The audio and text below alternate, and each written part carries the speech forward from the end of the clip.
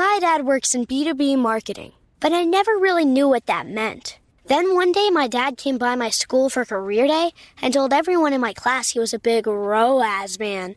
Then he just kept saying things like, the bigger the ROAS, the better, over and over. My friends still laugh at me to this day. I think it means calculating a return on ad spend. One thing's for sure, I'll be known as the ROAS man's kid for the rest of my days. Why couldn't you just be a fireman or a lawyer? Why? You ruined my life, Dad. Not everyone gets B2B, but LinkedIn has the people who do. And with ads on LinkedIn, you'll be able to reach people based on job title, industry, likelihood to buy, and more. Start converting your B2B audience into high-quality leads today. We'll even give you a $100 credit on your next ad campaign. Go to linkedin.com/MPN to claim your credit. That's linkedin.com/MPN. Terms and conditions apply. LinkedIn, the place to be, to be. Empower. Claire is practicing her breathing for her upcoming yoga retreat in Bali. Has she ever done yoga before? No. But Claire worked with Empower on her savings and investment strategy. She got good at money, so she can be a little bad. Empower. Invest well, live a little. Join our 19 million customers today at empower.com. Past performance is not indicative of future returns. Investing involves risk. You may lose money. Advisory services are provided for a fee by Empower Advisor Group, LLC, EAG, a registered investment advisor with the Securities and Exchange Commission. Om Namaste.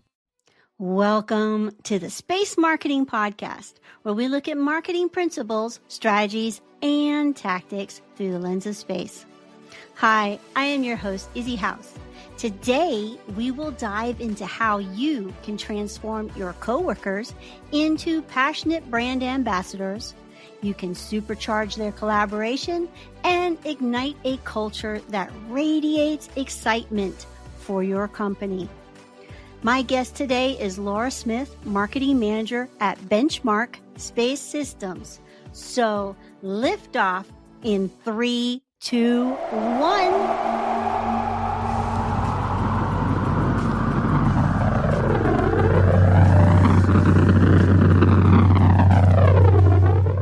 Welcome to the Space Marketing Podcast. Information relating to our discussion today and links to the video version can be found in the episode show notes on spacemarketingpodcast.com. Please like and subscribe to the podcast. It will help more people reach beyond the atmosphere. Information in this episode is for entertainment and information only. Please consult a professional for your specific situation. Our guest today is Laura Smith, Marketing Manager at Benchmark Space Systems, and this is her second time as a space marketing guest. Check out her other episode about developing a 360 strategy at a trade show.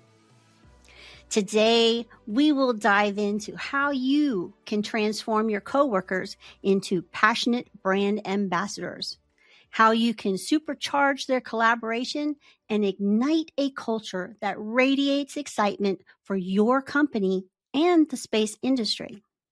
We'll discuss training of all of our staff from the front desk to the CEO and how the importance of marketing and how to do it. So welcome to the podcast, Laura. Thank you, Izzy. Happy holidays, everyone. Happy holidays to you too. So this is your second time on the show. Yay. And the first episode was about delivering a 360-degree marketing strategy at a trade show.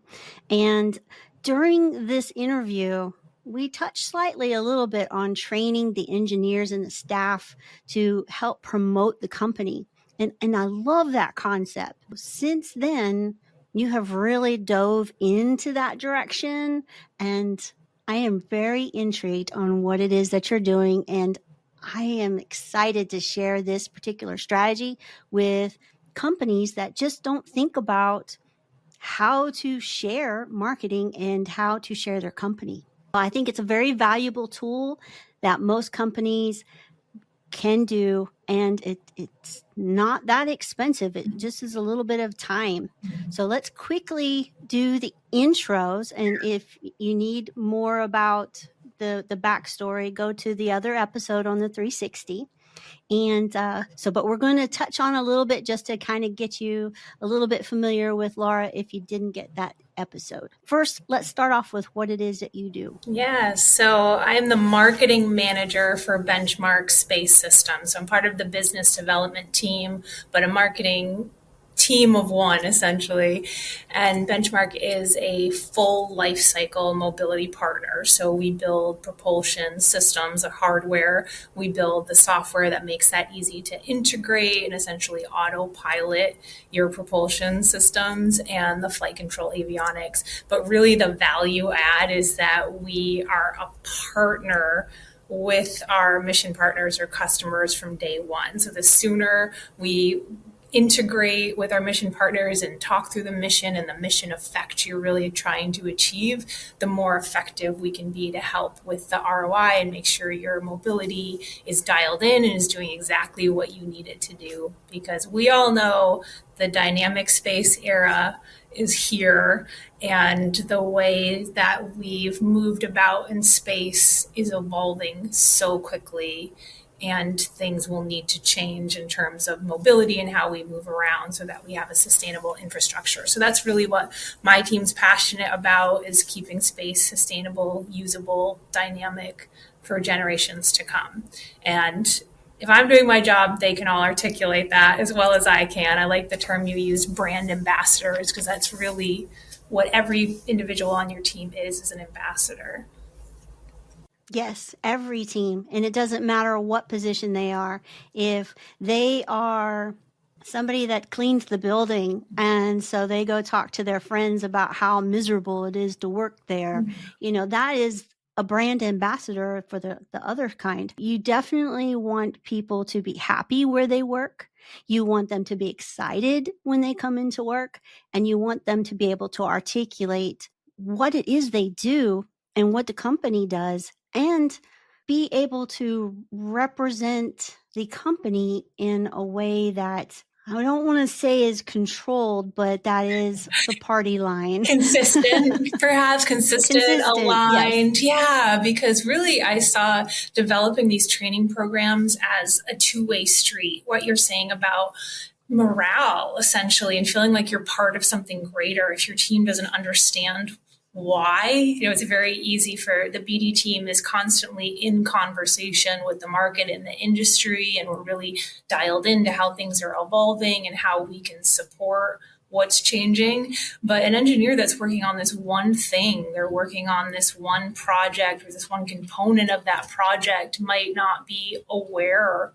They know what our mission is and they can rally around that, but they might not be aware of some high level messaging and how things are evolving. So I see it as a benefit to them to understand that. And also it's professional development for their career to know how to message the work that they're doing, the work that Benchmark is doing, how to be a good public speaker, how to distill technical topics in a way that people can understand. Like, these are all value adds. And the more they can build their speaking portfolio, the better it is for them and their professional development. And of course, it's great for Benchmark because we're all on the same page. We're like a unit moving in a similar direction, bringing all our unique skill sets in and our unique perspectives. It's not a group think situation, but the reason that brands we all know and love, or maybe don't love, but we know, are so effective is like Apple. Everyone on their team, every piece of collateral is saying the same thing, like smart design, easy user interface, clean aesthetic. Like, we know those things because they're so consistent about, like, by the time your team is sick of it, the audience is just starting to grasp what it is you're about. So we want to make sure we're all aligned. Oh gosh, there's so much really good stuff to unpack there. I want to start off with the mission. So one of the things that you said is that, we're all aware about our mission. And in some companies, they're not. I mean, it goes back to, they don't understand what the mission is of the company. And so that communication is broken right from the get start, and it just kind of slides downhill from there. Yeah, that's part of from onboarding day one. And hopefully when they're a potential employee is doing their research, it's so clear in your website and whatever materials they're reviewing, it's so clear who you are, then you're already starting to do your job with them understanding your why. Like, what is your why? We get very focused on the what. What is it we're doing? What technology are we using? But why? So it's clear on your website. And then the second they come in the door and they're meeting other employees and they're sitting down with the HR team, you're talking about that why, that mission statement. For us, it's to create a sustainable ecosystem for space. And that involves, like, mobility is a must when it comes to space being usable for generations to come. So our team can get behind that. Like, okay, there's a reason why we're doing this. And it's not just a bunch of words that are fluff. It should be the guiding clause, sentence, paragraph, whatever it is that you have for your statement.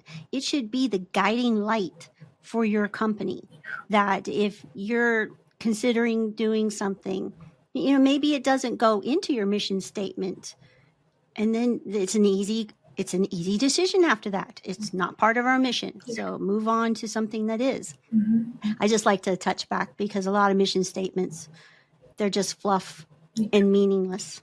Yeah.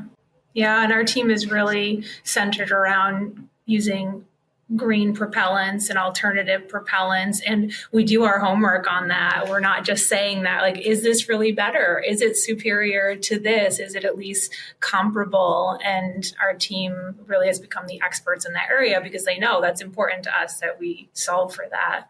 And does it make space sustainable? Yeah. Right. Yeah. So, I mean, it's just, it makes things easy when your mission statement is strong. Mm-hmm. So, all right, let's talk about the training. Do we want to talk about the why training? Why do we do training of our employees to create a message? So let's look at it from the company standpoint first. Yeah. And there's so many levels to it and so many places that you can apply training. But at the highest level, I love the statement that marketing is the relationship you have with your audience. So in any relationship, they need to be clear on who you are and what you are about, and you need to be showing up consistently so that they trust you. Even in a personal relationship, that's the case. So a term that we use often in marketing to describe how we're presenting ourselves and how we're letting our audience know we're expert in certain subjects is thought leadership. Right. It's the term we use all the time. How do we establish our thought leadership in particular areas? So what I presented to my team, we do these monthly lunch and learns where somebody on the team that's an expert in something presents on that topic. And often it's like fluid dynamics or ballistics, or it's like something very technical. And then there's me saying, we're going to talk about public speaking and training the team on high level messaging. So I backed it up and said, this is really about thought leadership. Think of a brand that you trust so much. They put out so much content about their area of expertise. By the time they say, we recommend this, you're like, take my money, because I really trust that you are, you really know what you're doing. And we named some brands that we felt were doing that really well. So what's Benchmark's version of that? And where do we have opportunities to display our thought leadership? And I showed them all the ways we do that. We do it when we're at events. We do it when we're on stage. We do it when we're being interviewed for the media, when we're giving technical presentations, when we're posting on LinkedIn, our social media, our website. These are all opportunities to create this combined long game of thought leadership, because it's not, I put these goofy photos in the presentation of like these clickbait images, like top 10 reasons why you need a collision avoidance kit, like very clickbait. It's not that. It's a long game where I can trace back something that Benchmark is now a thought leader on. I can trace back 2 years ago when we first started talking about that thing. And I built slides with all the data points. We mentioned it here. We were on a podcast here. We wrote this article here. And by the time we launch a product around that thing, it's like, well, yeah, of course, you guys are the experts in this. Of course you are. So that's kind of the why of why we would do thought leadership. And then in terms of training on that, it really depends. And there's a lot of nuance here. So I'll wait and see if you have another specific question, because there's a lot of directions I could take the specific trainings into. Well, let's talk about the fact that you're a team of one and how this really multiplies that effort. If it was just up to you, you'd only be able to get out so much. I mean, you know, the laws of physics are something that we have in our daily lives. We need to sleep. And by doing it this way, by making the thought leaders and helping them understand how to do this, you have literally multiplied the effort of the company to be able to spread the message even further without it being just based off of one person. Yes. And for the marketers watching this, just to understand the breadth of my role, I cover events, PR, social media, website, creative. Like I'm missing major buckets for like everything in the marketing spectrum. So yes, but I'm never going to be as expert in our material as my team is. They are just brilliant. But again, could be very focused on the one thing they do without relating it to the rest of what Benchmark stands for. And that's part of what this training is about. So let's talk about the training itself. Yeah. So, you know, describe what happens. And what are the points that you talk about? Mm-hmm. So when I first realized we would need to develop some more systematic materials is when we were headed to one of the earliest events that I did, Small Sat Conference in Utah. And we were bringing a big team. We were rolling deep for this one. So we were not only bringing our very well-trained business development team and some of our senior leadership, we're also bringing some more junior level engineers that might not be as dialed in as we are. So we got together I always host a briefing before we go to an event. I get everyone in a room and I do a lay of the land. I'll even show photos of the venue or the city. Like, we're here in Logan, Utah, and it's our biggest event of the year. And everyone's wearing their Hawaiian shirts because that's a thing in Small Set Conference. And you're standing at our booth and we're getting approached by all these tier ones, we call them, and there's government officials and they're asking questions about our systems and what does Benchmark do? They're just going to come to the booth and say, what do you do? And I don't want people to kind of like stumble through that. So I realized in this first training, we're really going to have to back this up and say, if you had to explain Benchmark in one sentence, here's what you could say. And I don't like to be too prescriptive, like you need to say exactly this or I'm going to slap you on the wrist. I think everyone's got a slightly different spin or twist on it, or they want it to feel authentic. And some people aren't so great about memorizing exact lines. So here's the core of what you would say. And then if they're asking more questions, here's level 2 and level 3 and how you can start to drill down. So there's that high level, who is Benchmark messaging. And then there's the, why are we at this event? For any event, you need to make sure they understand the bigger picture. What is it we're trying to accomplish here? What is it we're trying to gain in insights from our customers? So what kinds of questions can we ask to get those insights? And sometimes we even distribute surveys. So we're like literally asking those questions. But if not, I want my team to understand, what should you be trying to learn from this event? What are the key themes? Like, what PR do we have going out around this event? Do we have new partnerships? Do we have like major highlights or milestones? Are we going to be launching a video that shows what our headquarters looks like on the inside? I want them to be so aware of the marketing messaging for that event and who's going to be on stage speaking.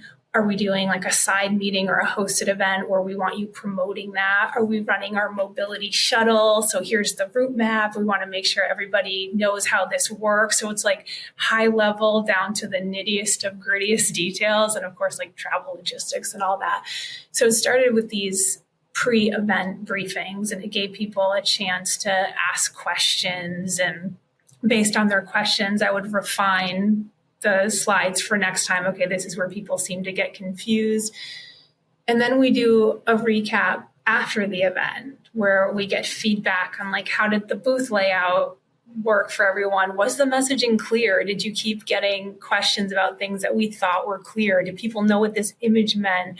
So we make sure that the messaging is coming across the way that we want it to. And what were you, I love to ask the question of my team, what were you not prepared for? What did you get asked that you were like, I didn't know how to answer that? Because we need to make sure that's something that we address clearly in the next time. So that's an event example. I want to touch on that real quick, is that when you're, especially with you're dealing with newbies, when you're at an event, you are saying the same things over and over and over again. And if you get it wrong, it gets stuck. Yes. So we want to make sure that the right stuff gets stuck, not the wrong stuff. That's right. That's absolutely right. And I tend to, creep and listen in when my engineers are talking, and I ask them to do the same for me and critique after, how would you have answered that question? And I am not. And I encourage my team, don't be afraid to pull in other people. That's such a great question. Let me ask my CTO, who's right over here, who's more trained in that subject. But I love the critique of I wouldn't use that word here. Today we were debating the difference between the word configurable and customizable.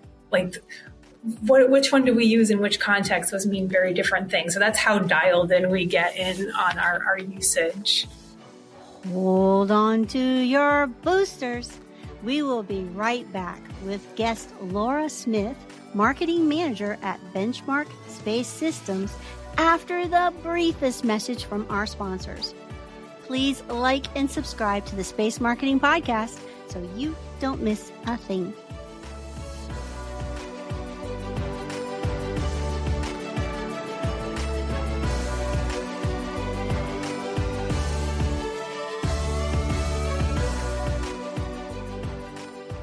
My dad works in B2B marketing, but I never really knew what that meant. Then one day my dad came by my school for career day and told everyone in my class he was a big ROAS man. Then he just kept saying things like, the bigger the ROAS, the better, over and over. My friends still laugh at me to this day. I think it means calculating a return on ad spend. One thing's for sure, I'll be known as the ROAS man's kid for the rest of my days. Why couldn't you just be a fireman or a lawyer? Why? You ruined my life, Dad. Not everyone gets B2B, but LinkedIn has the people who do. And with ads on LinkedIn, you'll be able to reach people based on job title, industry, likelihood to buy, and more. Start converting your B2B audience into high-quality leads today. We'll even give you a $100 credit on your next ad campaign. Go to linkedin.com/MPN to claim your credit. That's linkedin.com/MPN. Terms and conditions apply. LinkedIn, the place to be, to be. Talk about the new training that you're developing and how this was born. And you did the pre-briefing and the post-briefing, but now you're discovering that there's more that you can do. Yeah, so the next evolution was we had a group of engineers going to the 3AF Space Propulsion Conference in Glasgow, and I really wanted to get them trained. They were giving technical presentations on areas that they are absolutely experts in, but I wanted to make sure they were comfortable talking about benchmark and potentially getting interviewed on the spot. So we did a training and I had slides prepared to say, okay, why are we going to this conference? What's the theme of the conference? How do we fit into that? These are the papers that your teammates are presenting on, so you're all aware.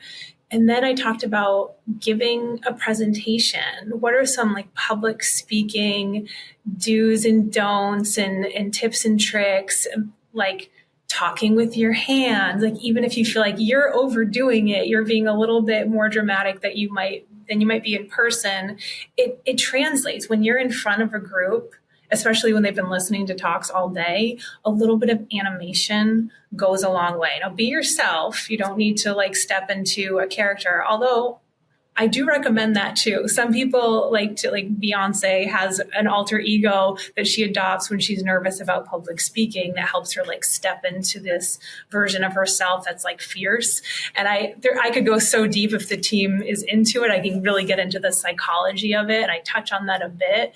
But I talk about you're the expert in this, but it's also, and somebody said this to me, Izzy.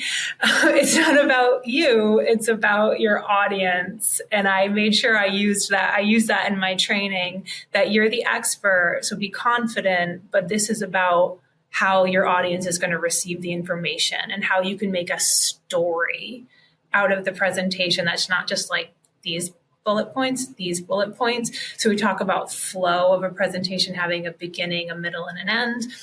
And then there might be a Q&A, and there might be reporters in the audience, and there might be some questions that are a little more uncomfortable. So we talk about some very specific techniques for either bridging questions, like somebody asked you a very left field question. What's the language you could say to something like, I think that's a really interesting problem, and there's people working on that are much more expert than me. What I think is really interesting, though, is this, and how you can kind of gracefully segue into that's not really what I'm here to talk about, but this is, or to reframe a leading question like, so what you're saying is, when really that's not what you said. So you would say, actually, I wouldn't characterize it that way. I would say this. So giving them some language to help gracefully reframe.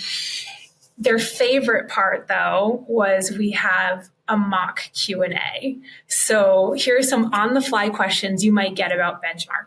When were you founded? How many employees do you have? What's your position on electric propulsion? Like, basic things that we really want them to know. And they loved that. I thought they'd be like, oh no, you're putting me on the spot, but they were like, give us more. They wanted to be quizzed. So I think those Q&As are really helpful. That particular training, really that team went in just gung-ho to that event. They felt so like dialed in. And then of course a debrief after, what did you get asked that you weren't prepared for? So that really inspired me to create this knowledge library and this training process for the whole team. At one of these lunch and learns I was talking about, I gave a presentation that was similar to what I did for the 3AF group and said, here's kind of some tips and tricks on public speaking, some benchmark overview, but I also created this intake form. We all love forms, right? More forms. But what this helps me to do is support my team the best I can in whatever it is they're going out to speak about. So they fill out the form and it says, what is it that you're doing? Were you approached to do this, or is this an opportunity that you sought? Are you going to be showing slides? Do you need a headshot and a bio? Who's the audience for this? Will this be recorded? Will it be available after the fact? Can you get photos of you on stage that we can add to your profile? Is it something I want to post about on LinkedIn? So it helps me gather all that information to assess what do they need to be prepared for this. And it could be anything from some of our engineers going to a university to do a mentorship opportunity or sit behind a recruiting table and talk about Benchmark and why it's so exciting to work here. And they might want to do a dry run with me. So some won't rise up to the level of like hours of training. Some will just be like, let's sit down for 30 minutes to an hour and just kind of talk through the event. And some will be more involved, like I'm going to speak at JANF, or I'm going to be on a panel and we're going to spend more time together. We're really going to dial in those slides. We're going to understand who is on this panel, what's their background, how are we bringing a unique perspective to this panel. And I also do this when we're hosting panels and we're bringing in other people. We sit with all the panelists and understand, like, why are you here? What's the perspective that we brought you in to share? And what are the questions we'll be asking? And how can we really make this like very interesting and engaging for the audience? Yeah, there's so many levels. And how can you have a relationship with each other too? Yeah. Because relationships are so key. If you go onto a panel and you're combative, well, guess what? You're representing the company, number one. Mm-hmm. Number two, it doesn't look good for the brand and you won't be invited back. So that's a really good reason to make sure that your employees are getting public speaking training, is because, there's some faux pas that you can do while you're up on stage. And one will be going over time. Yeah. Encroaching into somebody else's time, being boring. all that reflects on the company. Very few people have a natural ability to public speak. It's very daunting for most of us, and it's okay. It's something we can learn. It's something we can get used to. I was myself so painfully shy. I would not talk to some people when I was 19 years old. And I learned how to public speak and gain confidence in that. That doesn't mean that every time I hit the stage, I'm like, woohoo! Yeah. It's still, there's the butterflies, which are a good thing. It makes it to where you prepare. Yeah. And, but it's a powerful, powerful thing that you can give your employees to represent your company, but also that you can give your employees for them. Because people that can public speak and know how to put across their view, they are better employees, they are better people, and they have better careers because they're able to make that step and talk to those employers and whatnot to make sure their career progresses. So do you want to talk a little bit about that? Yeah, I hear the phrase technology sells itself. Good technology sells itself. And no, it doesn't. Yeah, it really doesn't. And it is, like you said, one of the best skills you can have is being able to articulate your vision and what you built or your process. That is so valuable.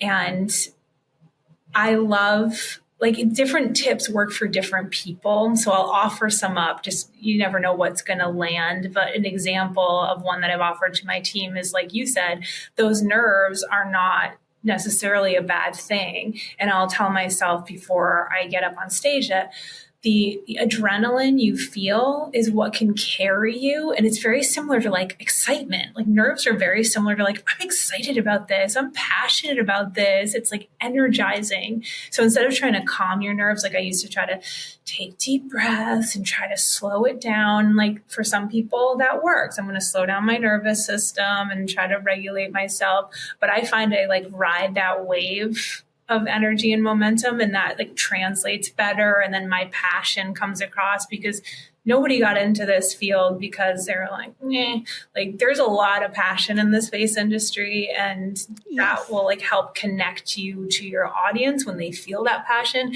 You could be talking about something like valves, some very specific thing that often can be a pain point for a lot of people, and you can make that fascinating. We have an engineer on my team who he'll do a lot of these lunch and learns, and he can make anything hysterical and interesting, and he'll use memes and jokes.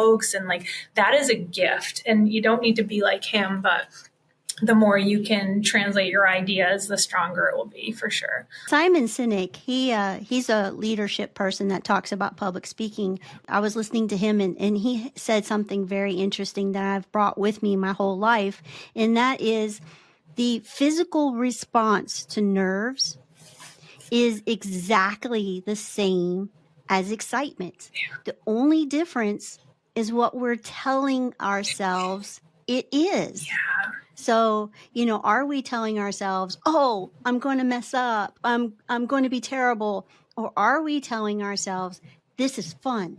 Yeah. This is great. This is going to really help somebody in the audience today. Yeah. It's all what we're saying in our brains. Yeah. And on that translates that. Yes. And on that note, how we feel when we make a mistake, or say you stumble over a word, I'll see people apologize. I'm sorry. I'm you don't have to apologize that you stumbled over a word. That's okay. Just not layering on top of it that I'm not doing a good job, or this needs to be flawless. In fact, a flawlessness sounds like a commercial. Yes. And it will erode your trust. Mm-hmm. If you're up on stage and you do make a mistake, and you flow with it, everybody's like, oh, they're just like me. Yes. And that makes you human. Yeah. And so own them. Yes. You feel your audience sigh with relief when you can move on from what might have been a fumble. Your audience can relax, okay, she's okay. She's not going to dive there. I'm not going to die. We're all okay.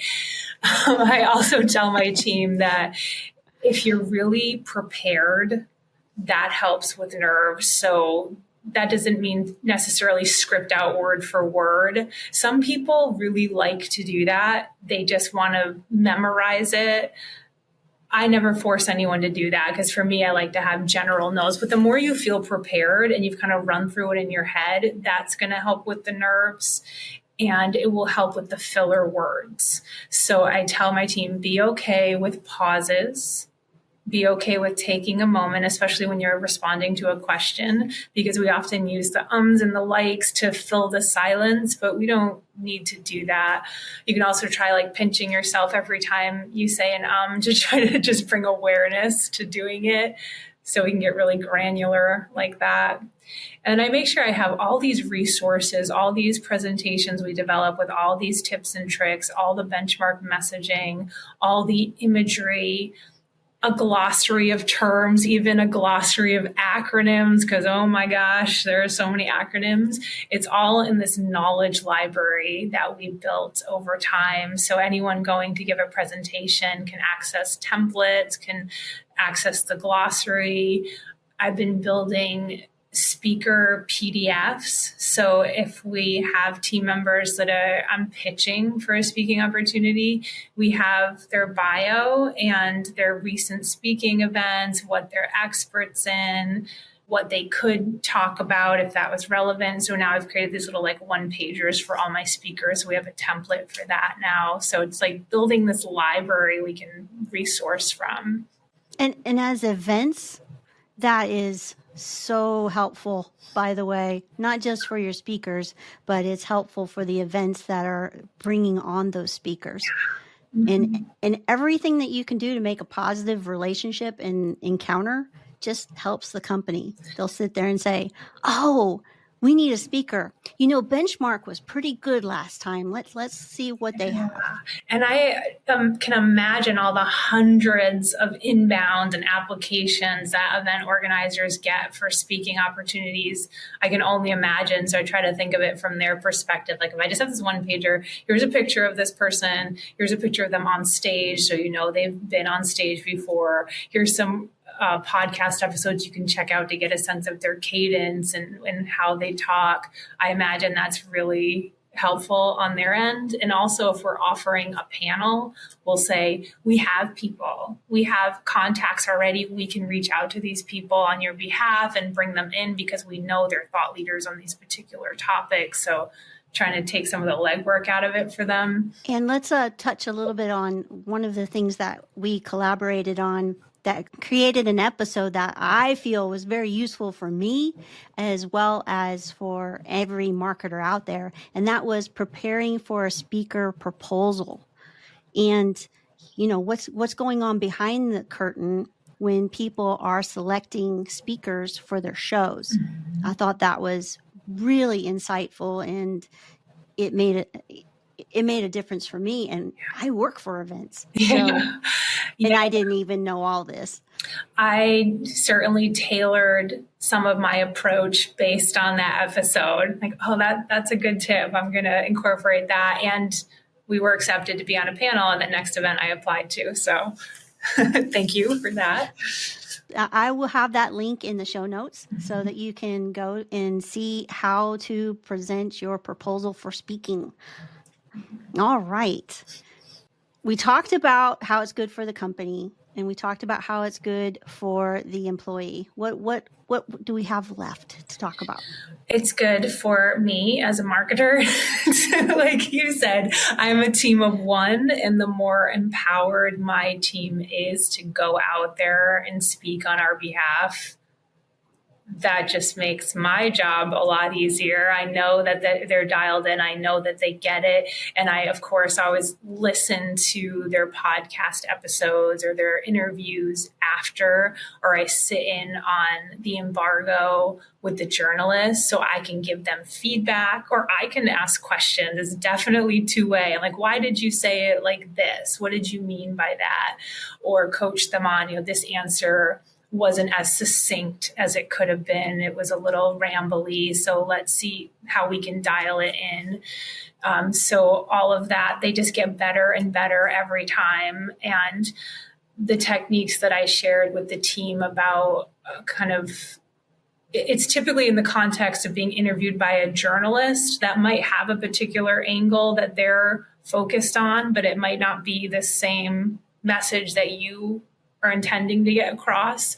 So those kind of bridging and flagging and rephrasing techniques, when I hear my team doing that and getting better at that, it's like, everybody's winning here. It's just, and some people are just experts. And I told the team, once you learn these, you will start noticing them when you're watching TV and it's like CSI and you're hearing like they're interviewing, or you're going to notice these techniques and they'll just become second nature to you.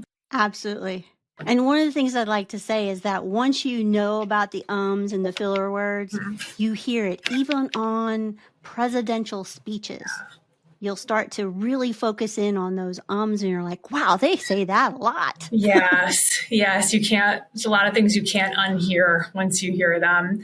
The other thing I think is really important to remind my team, or really any technical like background, is to back it up and start with context. So it's really easy to get right into the weeds about, let's give an example. If you're talking to more of a mainstream audience, which is not typically our target market, but I think this is a good example.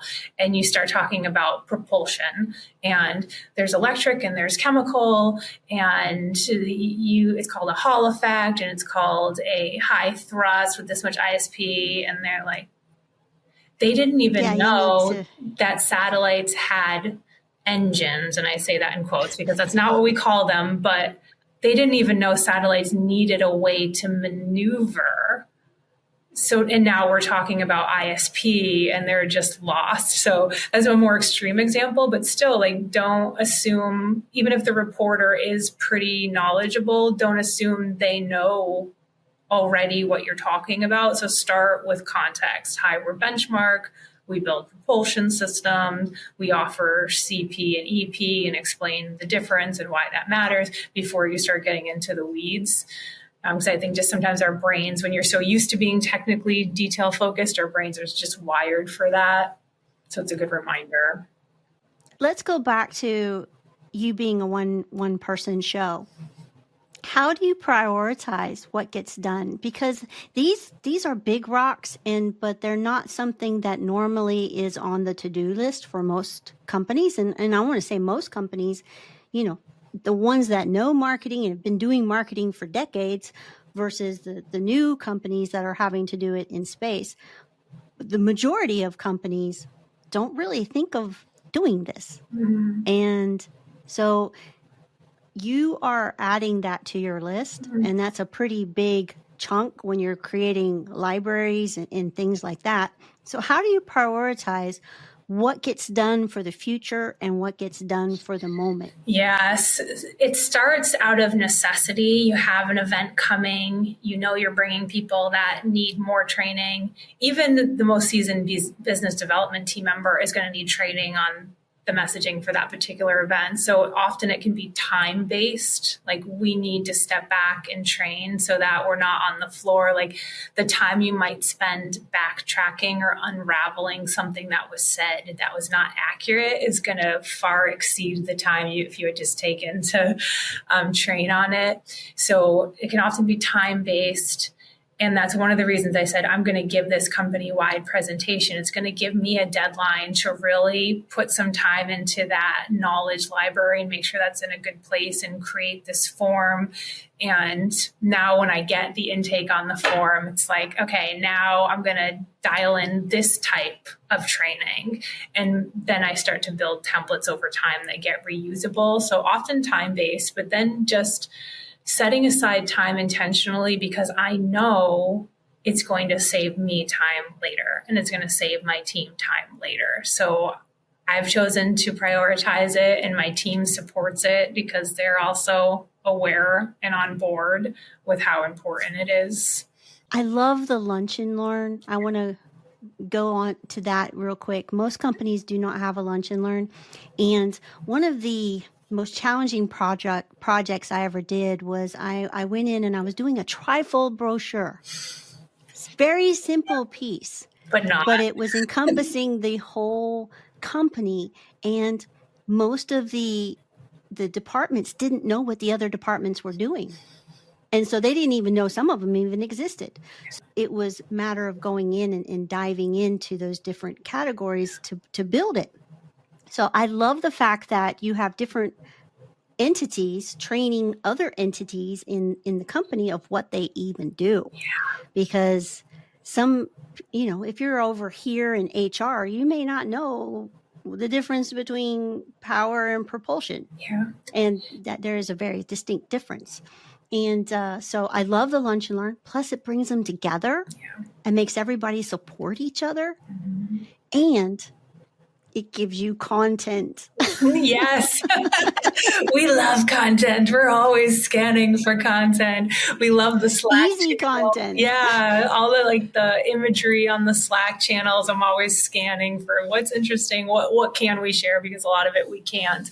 But the lunch and learns are great for so many reasons. One, because I can see the person giving the presentation really taking pride in their expertise. Something that comes naturally to you might feel like sorcery to someone else. Like, what? You do what? So it's like it's empowering that individual. But I've also seen really tangible examples of how it's going to make us more efficient as a company, because the avionics person will be talking about, when you design a system to this particular spec, even though it doesn't make that much of a difference to you, design engineer, it's going to create this much extra hours and workaround on my end.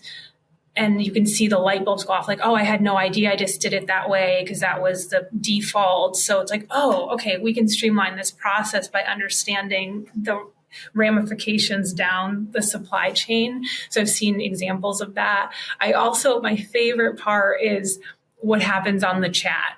When the lunch and learns are happening and there's a chat bar, the questions people are asking, the jokes they're making, which are often over my head, like the team is so engaged and excited throughout that whole hour that it's just delightful. Even if I'm not really completely grasping what the person's talking about because it's some principles of physics, I'm just so entertained by the chat and everybody's enthusiasm. So they are an hour well spent once a month for sure.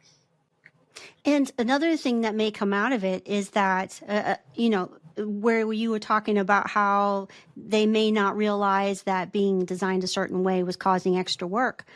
They may realize the opposite in that, oh, that's a thing. Let's solve for this problem and let's create something new and innovative that is just better.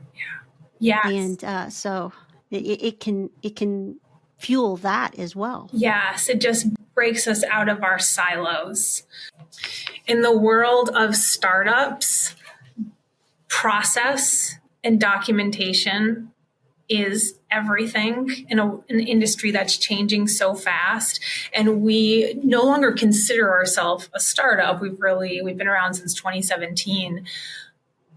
The documentation that our team has, talk about training, anybody should be able to walk in and understand what we do because we built such amazing process that's repeatable. We know how to get to qualification. So training across the board, systems process training is really what brings you from kind of chaotic, scrappy startup to a real business that can repeat what it does. And process, I would like to also touch on that too, is that's a product. A lot of companies, they start off with one gizmo, and that's the gizmo they build. But there may be versions of that gizmo that can go into other industries that can maybe level up the financial part of it. And there can be the process of that gizmo that you can sell. So, process is extremely important. If you've developed something that works, that another company can also use. Yes. So just a note on that. Yes, absolutely. And for us, the process of bringing a propulsion solution to life, that is unique to us. That's proprietary. We've developed this mission design phase to design to iteration to test. And then we're going to go on the launch site and fuel and integrate. That's all part of our process. We're going to support on-orbit operations to decommission and reentry. And then we can circle through that process again with you and make it even shorter and faster next time. So that it's more than just the hardware for sure. And it eliminates mistakes. Yeah. So if you're a company that's got a well-oiled process and a client starts to work with you, then they can trust that process will carry the project through with minimal disruption. Yeah, absolutely. So it's a good for your brand as well. Yes, I don't know if all marketers feel this way, but I certainly feel that having project management in your bones is such an advantageous skill, especially when you're a small team and you're doing a lot. Maybe if you're only creative, or even then, I just feel like you have to be so organized to keep things moving along. Like you have so many channels and platforms, and you're timing posts, and you're tagging people and dealing with the correspondence that comes in. Like if you're not organized, I don't know how you chaos. Do it. It's total chaos. Yeah. And it's just like the scope of your work can be so broad and never ending because, we had hundreds and hundreds of media mentions last year, and I'm tracking all of those. And do we need to respond to these? Is that how we want to be perceived? Like you just have to be so on top of it. And then I really rely on my team to do a lot of the inbound, like, okay, we read this article. This is why this is relevant to us. Maybe there's some thought leadership we want to do around this. This seems to be an area that the industry is struggling. We have solutions. Let's do some thought leadership. So I rely on them for that back and forth for sure. Well, in the project management, that is also a brand thing, because if, for me, if I know an event's happening in a year, then why are we waiting to the last minute to get some of the stuff done? And as people without project management skills, they wait to the last minute when everything is on fire, and then your brand suffers because you look like you don't know what you're doing. And then you haven't prioritized the right things, which is one of the key parts of this whole conversation, is that you're prioritizing something that is way before the fire is ignited. You are looking into the future and you're saying, let's just avoid that fire altogether and let's do something powerful instead. Yeah. And that takes project management thinking. You cannot just be the seat of your pants and have that kind of power be generated by your efforts. You really limit your options when you're last minute too. It's like, that's a cool idea, but we don't have enough time, or it would cost more to expedite, or you really just... you're more limited. Now, not to say things don't occur to you last minute, or there's things we don't pull off by the seat of our pants because it's just something that came up. But yeah, like you said, if you know it's coming, start working backwards. And the more I do these events where we go to a lot of the same locations and the venue is the same, I get better and better at it every year. My process documents are just dialed in. I know what the team's going to need to know when. We create Slack channels where we start communicating really early on. And that just reminded me of one other aspect of training that I didn't mention, and this often applies to events, is we are at times working with partners. That's a big part of our model, is that whatever we can't offer in this spectrum of mobility solutions, we can bring in partners that do it better than we can.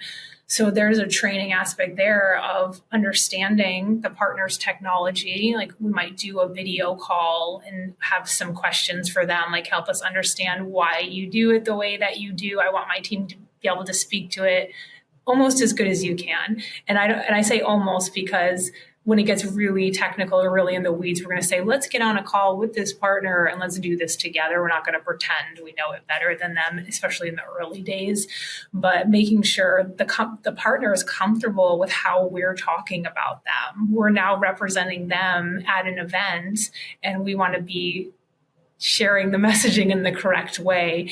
So we create special documentation around partnerships. Like, let's create a manual and some FAQs and bring back those questions to the partner after the fact. So it's not always strictly internal. And I would like to say there's a lot of documentation involved, and there is some artificial intelligence that can help with that documentation nowadays, which really is a time saver if you're in marketing, in doing some of this documentation. Yes, I just found a program that will screen record. Let's say you want to teach someone, how do you create a web article on your website? You can go through the process and it will screen record everything that you did and then use AI to create written instructions. It's like, oh my gosh, that would have taken me so long to screenshot all of that and document it. But we definitely could talk for hours and do a whole library ourselves of all the different marketing things. You are definitely one of the most knowledgeable people I know in marketing, and I am honored to be connected with you. Thank you, Izzy. Likewise, you're really doing a service to the entire space marketing community, not only by bringing us all together as space marketers with this kind of niche type of marketing that is very, it's nuanced. I've worked in a lot of different industries, and space is really very nuanced. But you're also working with the broader audience to help them understand why space is important, and we all benefit from that. So thank you. A special thanks to Laura Smith, Marketing Manager at Benchmark Space Systems, for sharing her journey to space, and be sure to check out her links listed in today's show notes. Please like and subscribe to the Space Marketing Podcast to help us get the word out about this incredible industry of space. I hope that you have found this podcast useful for your journey as you reach for the stars.